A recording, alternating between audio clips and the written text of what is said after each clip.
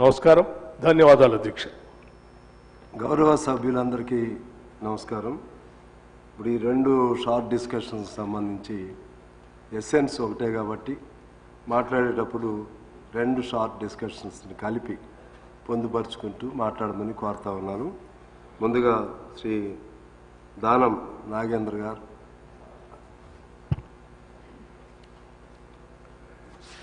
ధన్యవాదాలు అధ్యక్ష. ఈ హిల్ట్ పాలసీ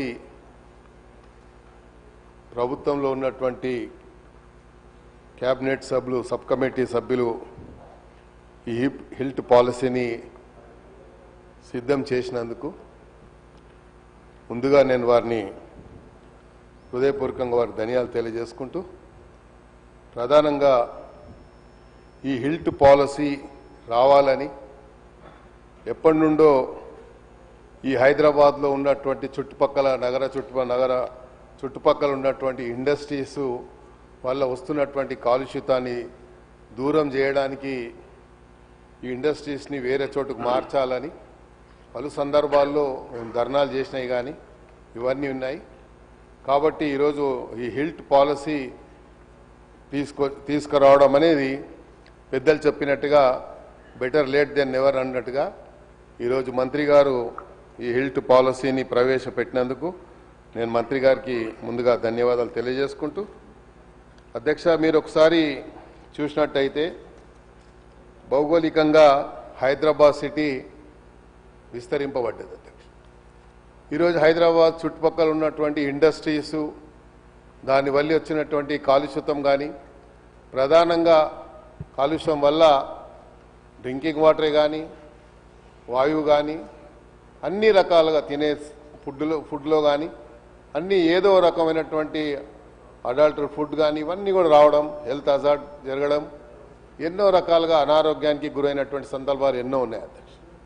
కాబట్టి మేము ఆలోచించాం గతంలోనే ప్రధానంగా హైదరాబాద్కు సంబంధించినటువంటి 2-3 ఏవైతే డ్రింకింగ్ వాటర్ సోర్సెస్ ఉన్నాయో దాంట్లో ప్రధానంగా ఉస్మాన్ సాగర్, హిమాయత్ సాగర్, దాన్ని కూడా కాపాడాలని అప్పట్లో హైదరాబాద్ నగర నడిబొడ్డున్నటువంటి హుసేన్ సాగర్ కూడా పొల్యూటెడ్ అవుతుంది. బాలానగర్ నుంచి వచ్చేటువంటి ఇండస్ట్రియల్ వేస్ట్ వల్ల, కెమికల్ వల్ల మరి మొత్తంగా కూడా ట్యాంక్ బండ్ ఒకప్పుడు నగర నడిబొడ్డున మేము చిన్నగా ఉన్నప్పుడు అధ్యక్ష మేమంతా స్విమ్మింగ్ అక్కడే నేర్చుకున్నాం. తర్వాత నేను మా ఉత్తమ్ కుమార్ రెడ్డి గారు వేరే మరి క్లబ్లలో పోయి స్విమ్మింగ్ చేయడం నేర్చుకున్నాము అధ్యక్ష. కానీ చాలామంది అక్కడే చేశారు. అదేవిధంగా ఆ ప్రాంతంలో ఉన్నటువంటి మత్స్యకారులు ట్యాంక్ బండ్లో చేపలు పట్టుకొని వాళ్ళ జీవన ఆధారాన్ని గడుపుకున్నటువంటి సందర్భాలు ఎన్నో ఉన్నాయి.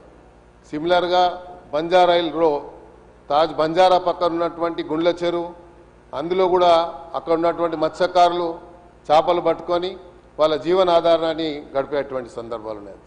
అదేవిధంగా ముఖ్యమంత్రి గారు మొన్న మాట్లాడుతూ చెప్పినటువంటి సందర్భం ఏదైతే మూసీ నదికి సంబంధించి మూసీ నది ప్రక్షాళన జరగాలని గతంలో ఆలోచించడం జరిగింది, కానీ దానికి ఒక బోర్డు వేయడం జరిగింది, కానీ దానికి కావాల్సినటువంటి ఒక ప్రణాళిక ఎక్కడ కూడా సిద్ధం కాలేదు అధ్యక్ష. అయితే ఈరోజు ఉన్నటువంటి పరిస్థితిని దృష్టిలో ఉంచుకొని మూసీని మళ్ళీ ప్రక్షాళన చేయాలి. అంతర్జాతీయ స్థాయిలో మరి ఏ రకంగా అయితే సౌత్ కొరియాలో ఉన్నటువంటి మూసీ నది ఎలా అక్కడ ఉన్నటువంటి నదిని ఎలాగే కన్వర్ట్ చేశారో, దాన్ని ఒక అందమైనటువంటి ఒక టూరిజం స్పాట్గా చేశారో అలాగా చెయ్యాలనేది ముఖ్యమంత్రి గారి ఆలోచనతో భాగంగా ఈసా మూసీ 2 వచ్చిన తర్వాత ఆ మూసీ నదిలో కలిసేదే ఏ రకంగానైతే మన కృష్ణ, గోదావరి, తుంగభద్ర జీవనదులు ఉన్నాయి అధ్యక్ష, ఈ మూసీ కూడా ఒక జీవనది అని కూడా ఈ సందర్భంగా తెలియజేస్తా ఉన్నారు. ఎందుకంటే కార్తీక మాసంలో అధ్యక్ష హైదరాబాద్ చుట్టుపక్కల ఉన్న వాళ్ళందరూ కూడా అది సంగమం అని పేరు అధ్యక్ష. యాక్చువల్లీ మూసీ నదికి సంగమం అనేది పేరుంది అధ్యక్ష. ఆ సంగమంలో కార్తీక మాసంలో వెళ్ళి ప్రజలందరూ కూడా అక్కడ పూజలు చేసుకొని మళ్ళీ ఇంటికి వచ్చి వ్రతాలు చేసుకున్నటువంటి ఆనవాయితీ తరతరాలుగా వస్తున్నటువంటి అధ్యక్ష. అయితే ఈరోజు మనం చూసినట్టయితే ఈ యొక్క ఏదైతే పాలసీ గౌరవ మంత్రి గారు ప్రవేశపెట్టారో ర్యాపిడ్ ఆర్బనైజేషన్ సంబంధించినటువంటి కానీ ఈరోజు ఇండస్ట్రియల్ మళ్ళీ రీలొకేషన్ చేయడానికి కానీ చూసినట్టయితే కొన్ని విషయాలు చూస్తూ ఉంటే మాకు ఆశ్చర్యం కలుగుతూ ఉంది అధ్యక్ష.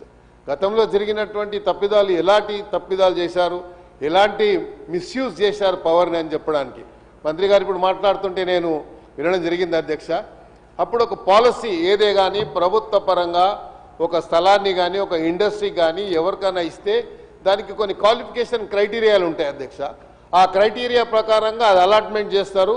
ఆ క్వాలిఫికేషన్ క్రైటీరియాస్ని ఎప్పుడైతే ఫుల్ఫిల్ చేయరో అది లీజ్ అయితే అది లీజ్